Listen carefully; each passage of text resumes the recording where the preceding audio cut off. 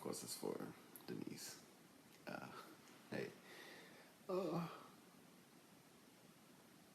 first memory of you was probably like in March of 1998.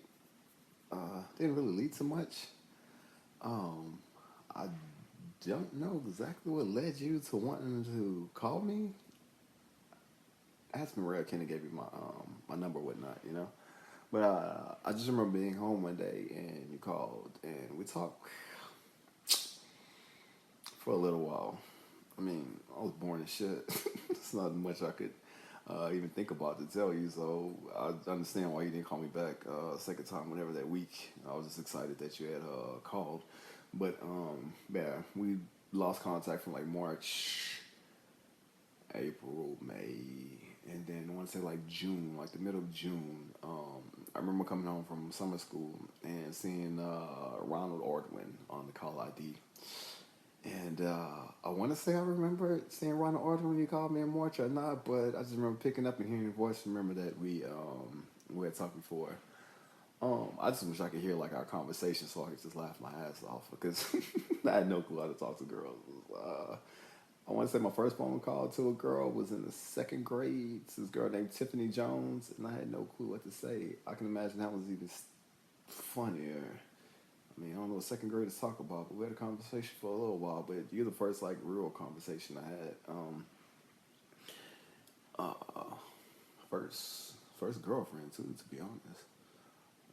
Or summer fling since you left my ass later, but whatever. Um,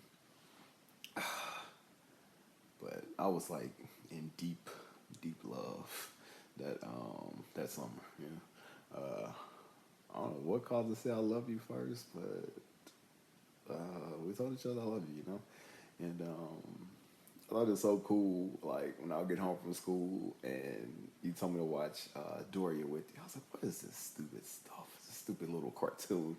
And then I became pretty much addicted to it as well.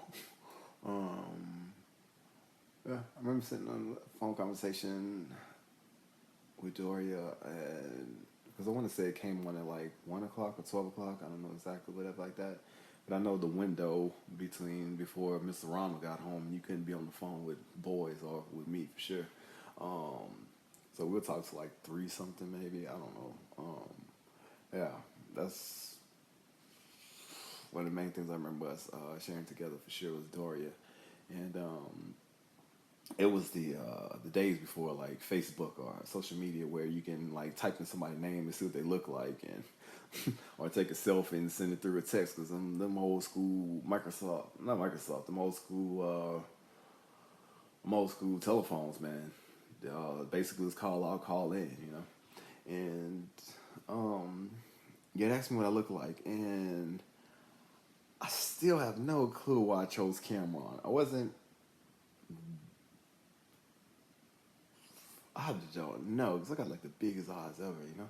And Cameron got those little Chinese like squinted type eyes or whatnot. And so you're like, oh, okay.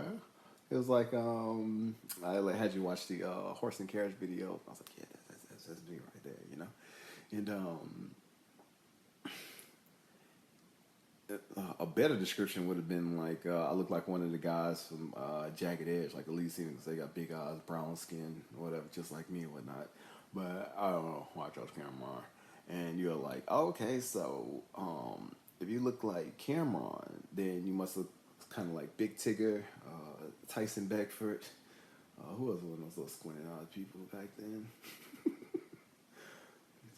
Tyson Beckford. And Chico DeBarge kind of favored them. I look like none of them, you know. I was like, yeah, whatever, you know. And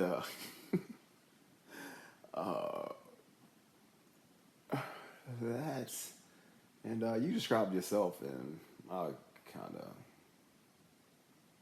I don't really care what you look like.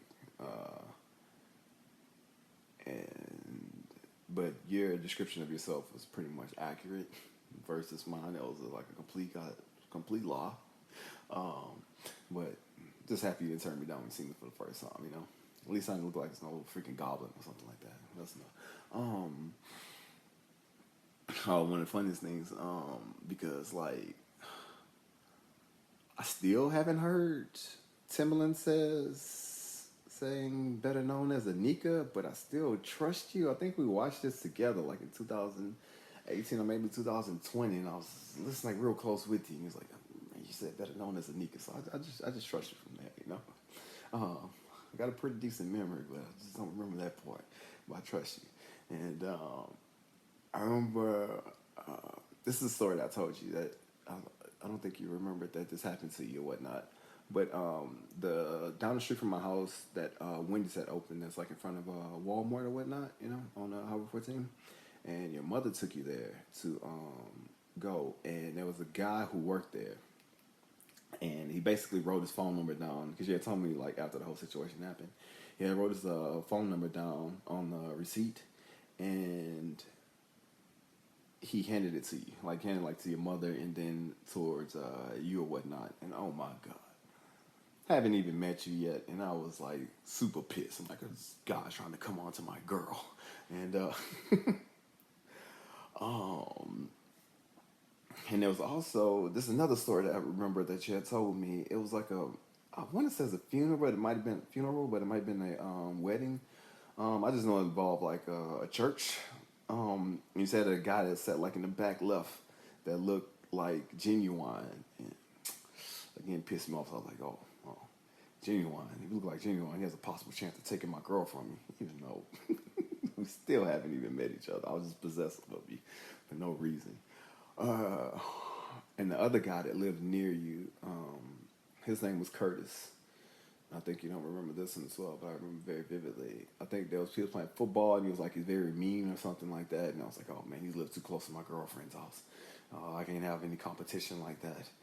I don't know if you remember Curtis or not, that lived near Washington, Marion, because I want to say that's where you live. Because I never got to visit your parents' house when they lived in Washington, Marion, or when they moved.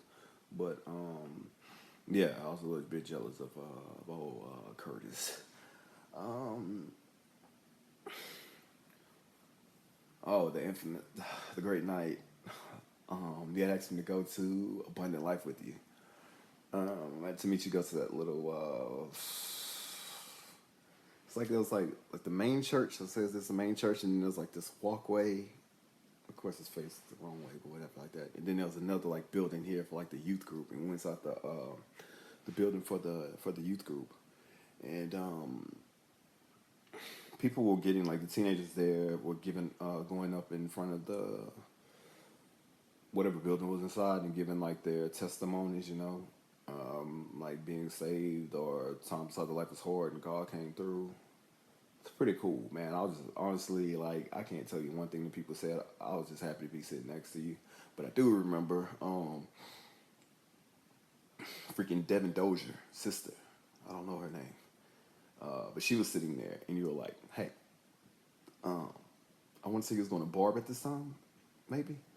And you were like, "I'm going to prom or homecoming, whichever the dance was. Maybe say I don't know, whichever one it was, because I was just heated after you told me."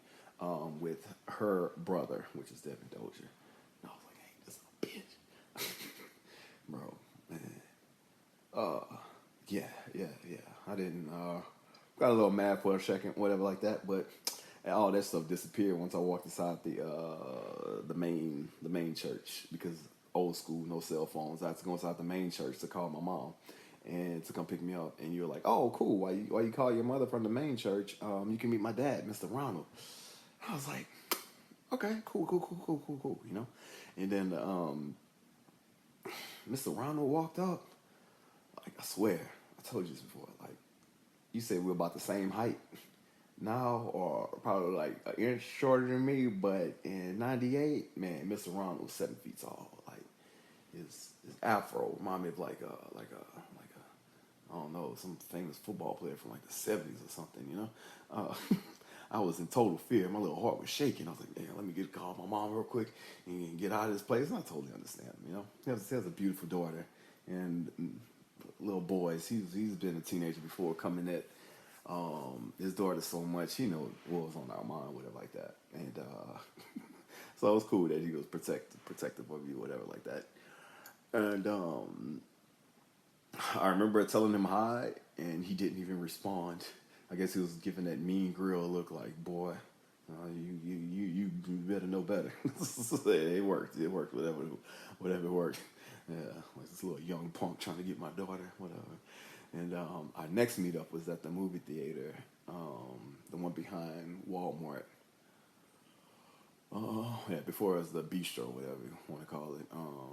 And your cousin, I want to say your cousin brought you there, the chick. And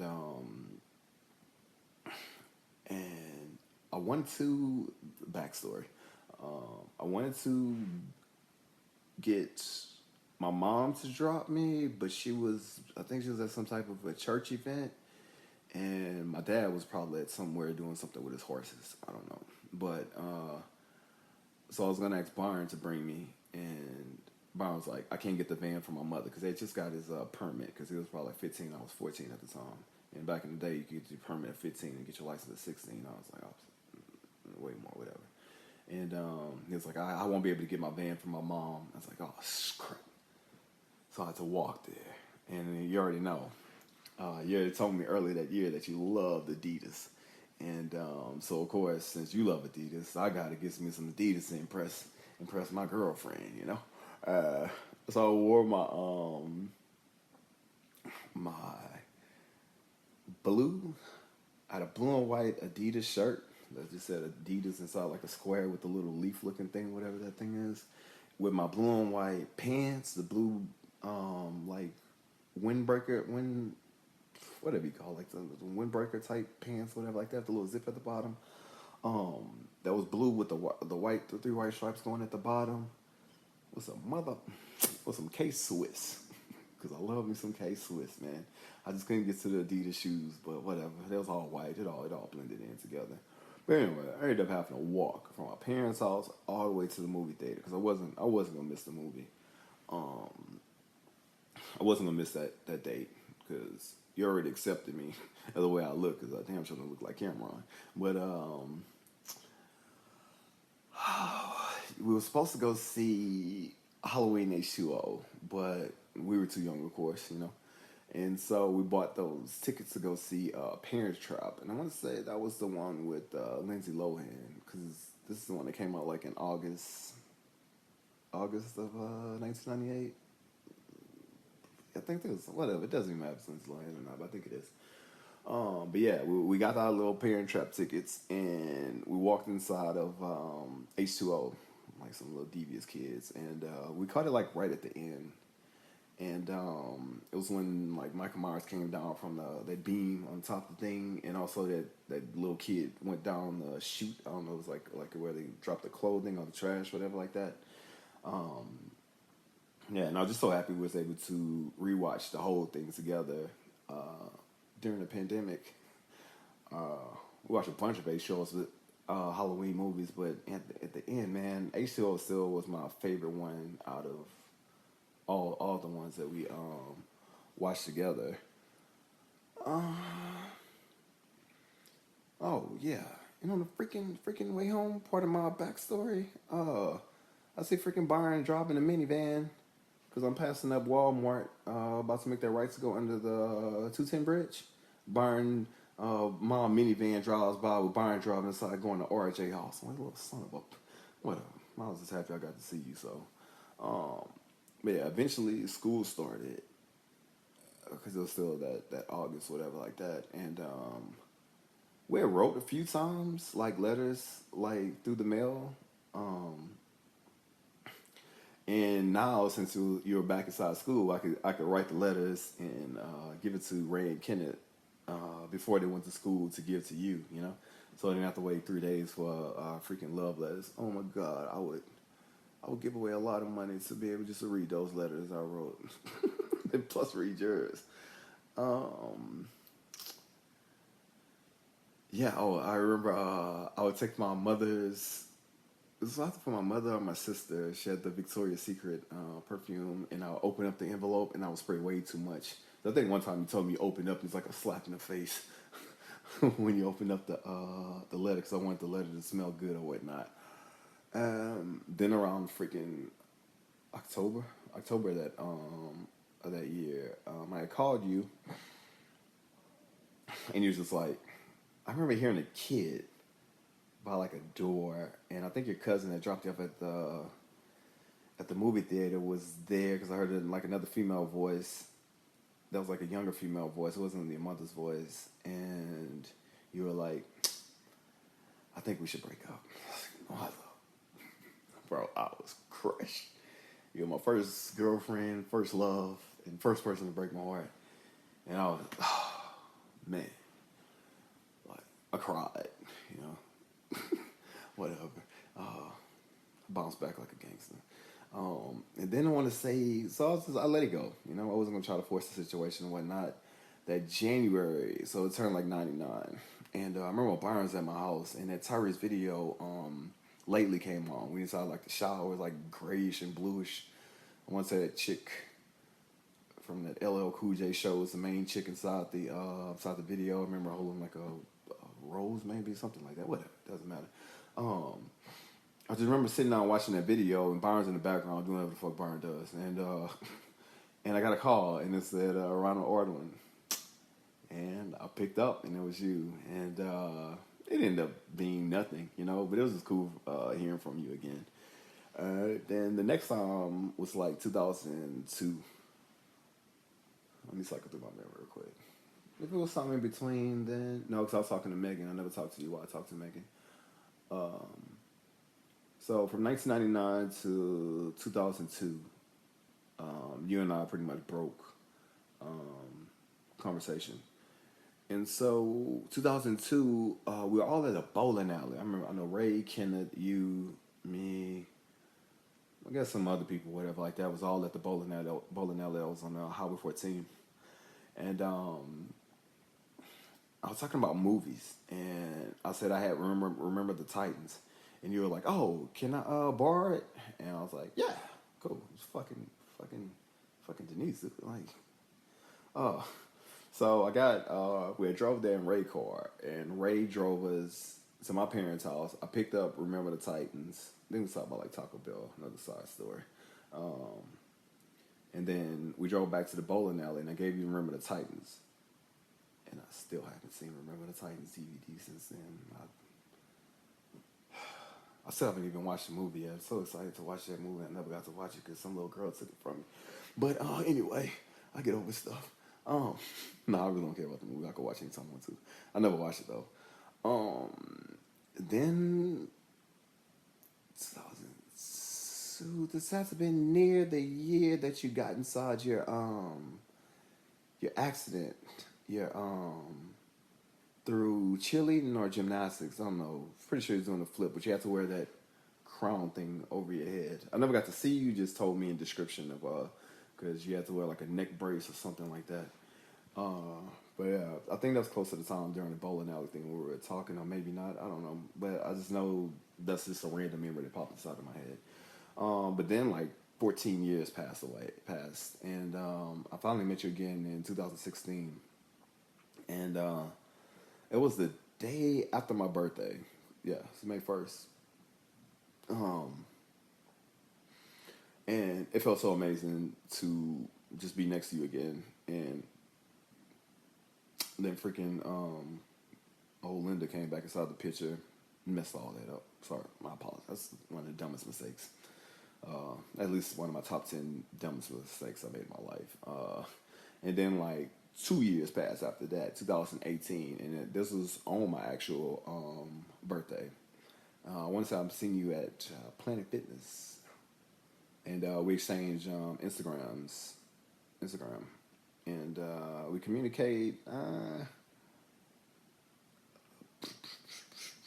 Didn't last that long. I want to say I made another dumb. If top 10 going back to Linda, this got to be take up 2 spots in my dumbest decisions, whatever like that. But I mean, to make all of that up, 2020 was beautiful. It was officially when I had no contact with Linda because that whole situation happened, which had the dude pull a gun on me, and I was just done. And so when I got to you this time, I felt this was the one. I think that was the closest we ever been. Yeah, probably the closest we ever been. Like during the pandemic, like I got to finally watch the Aaliyah video with you. Of course, didn't say better known as Anika. The genuine video with you, same OG. We watch all the Halloween movies, of course. Um, we also watched that new movie. What's it called? The two people, like that version, the year of Black Bonnie and Clyde, Queen and Slim. You suggested it, and a few other movies, whatever like that. And I enjoyed the getting new foods. Like we do like Five Guys. So we do. I want to say we went to got something from Walk-Ons. Quite a few places, man, and drinking that 1800 coconut alcohol. Eating that, you bring those beautiful cupcakes from nothing but cakes. All them things was delicious. Drinking that freaking pink wine and taking day naps. Bro, that was like one of the happiest times of my life. Like, I'm happy I got to spend that with you, whatnot, you know. Oh yeah, remember? Do you remember? Of course you remember. We visited your cousin in Lafayette because you had to go to get your windshield, whatever thing calibrated. I don't know, whatever that thing was, and your cousin. We went to like I want to say went to like a Walmart, and she got that other type of drink, the other type of alcohol that we both like, and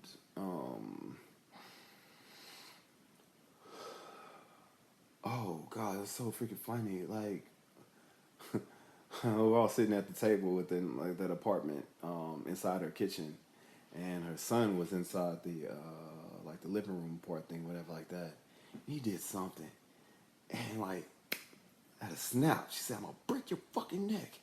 And that little dude just straightened out. I was like, man, this is some violence in this woman. And it was so cute because when we were leaving, when she was driving us back to go back to the place to get your car, those little kids, man, they was riding their little bikes. I was so happy to see their mom, as if she didn't just threaten to break that man's neck. um, and then, yeah, the infamous end, man, work started, and oh man, that crushed me. Like when I brought you your stuff, whew, man, I cried before I went there and cried afterwards. But I just couldn't. I couldn't cheat on you. There's nothing inside of my body. It was like, man, I need to like hurt you. I mean, even though I still hurt you because I love whatever like that, but I wasn't gonna hurt you like that. And I felt everything was over, you know, and that you would never speak to me again. And then just recently, we reconnected. I mean, it wasn't for long, but it was just awesome to hear from you again. And other memories. Oh, oh, forgot about those. Back in 2000. Yeah. So it wasn't a gap between 99 to 2002. We met again in 2000. Sorry about that. I tried to do it in order, but that memory just popped inside of my head when we all went to Parkview. When we had Ray, Kenneth, Wendy, Sky, you, me, Jay Felton, the dude with the little weird braids inside of his head. And I want to say at the time, because I remember we was in separate classes. Like I was inside like this main building, and you, Ray, Kenneth, and everybody else inside the other little building, whatnot. But when we had like our little recess thing, we all get to come together, whatnot. And you came to our building, and it was you, Kenneth, and I standing up like next to a table, and you were like, "John Butte is so fine. The way he wear those white baseball caps is just sexy." And I was like, yo, I made a silly joke. I didn't get to finish the joke. I was like, I bet you John Butte is like that. And you said, what you said? Ken and I was laughing because we had that little connection, whatever like that. And you grabbed my arm and you pinched it right here and you squeezed, you turned it. and I still had that freaking scar when you broke my skin. But whatever. Yeah, that was the cycle through. That was about it, man. Just want to tell you, I still love you. Bottom line, if you're watching this, I probably not existing anymore. Sorry about that. But love you as like as a person, not like in relationship wise, you know. But I do wish all the best for you and your daughter London. Oh, that was another happy moment. Just kind of thinking about it. I mean, I told you this probably about 50 times. You probably get tired of it, but when London made the good grades and you were on the phone with her and you told her that y'all were going to Disneyland. They don't say Disney World, whatever like that. And she was just so excited, man. I was like, man, she makes a perfect mom. And keep that instilled inside your daughter. Like, if she's another version of you, she'll be perfect. So, all right. Peace.